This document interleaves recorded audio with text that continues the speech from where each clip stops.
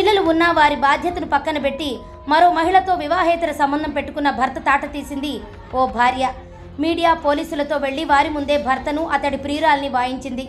ఈ ఘటన హైదరాబాద్లోని అంబర్పేట డీడీ కాలనీలో చోటు చేసుకుంది.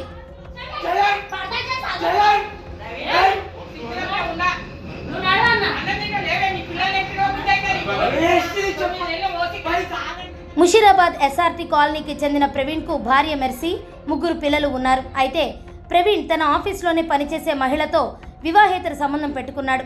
ఆమెతో కలిసి గత కొన్నాళ్లుగా డీడీ కాలనీలో సహజీవనం చేస్తున్నాడు. ఈ విషయంలో ఇప్పటికే భార్యాభర్తల మధ్య గొడవలు జరుగుతున్నాయి.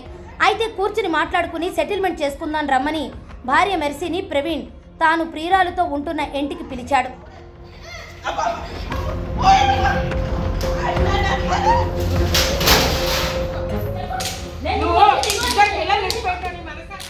తన 3 పిల్లలతో పాటు తల్లిని వెంట పెట్టుకుని ప్రవీణ్ ఉన్న ఇంటికి మెర్సీ వెళ్లారు. అక్కడ ప్రవీణ్ మెర్సీ మధ్య మాటామాటా పెరిగి వాగ్వాదం జరిగింది. మెర్సీతో పాటు తన పెద్ద కుమారుడు ప్రవీణ్ అతడి ప్రియురాలపై చేయి చేసుకున్నారు. దీంతో భార్య, కొడుకుపై ప్రవీణ్ దాడి చేశాడు. తన తండ్రి నుంచి తప్పించుకునేందుకు పెద్ద కుమారుడు కళ్ళలో కారం కొట్టాడు. ఈ గొడవ తర్వాత అక్కడి నుంచి వెళ్లిపోయిన మెర్సీ ఈ రోజు మీడియాను, పోలీసులను వెంట పెట్టుకుని భర్త ప్రియురాలితో ఉంటున్న ఇంటికి వెళ్లారు. పోలీసుల ముందే భర్తను, అతడి ప్రియురాల్ని వాయించారు.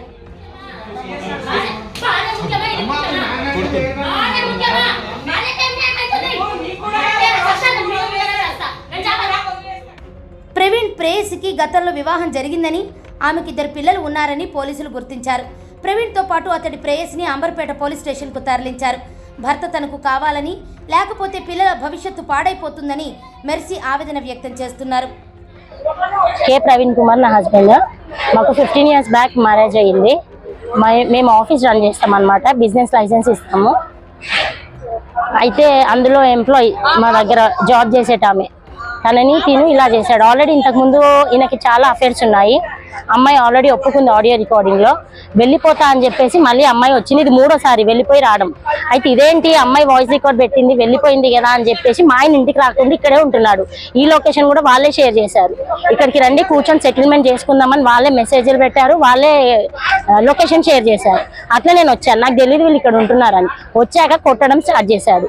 ఆల్రెడీ పోలీస్ స్టేషన్లో CCSలో మాట్లాడాము. ఆల్రెడీ కోర్టులో కూడా ఇది ఛార్జ్ షీట్ అయిపోయింది. ఈయన అరెస్ట్మెంట్ చేశాడు 4 times మా ఇంటికి వచ్చి. నన్ను నైట్ పూట వచ్చి కేసు విత్డ్రా చేసుకో, లేదంటే ఆ అమ్మాయి ఆప్షన్ ఇస్తుంది వారం ఇటు వారం అటు ఉందాం అనేసి అని చెప్పాను. సో ఇప్పుడు నేను వచ్చి అడిగినందుకు నా మీద ఏమంటారు కొట్టాడు. ఆల్రెడీ ఆడియో రికార్డింగ్స్, వీడియోస్ కూడా అన్నీ ఉన్నాయి.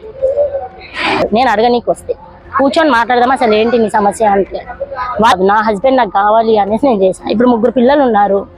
ఏం సెటిల్మెంట్ చేయకుండా వెళ్ళిపోయాడు. పైనుంచి నా మీద అలిగేషన్స్, బ్లేమింగ్ వేయడం అనమాట. సో అట్లా జాబ్ ఉంది నాకు.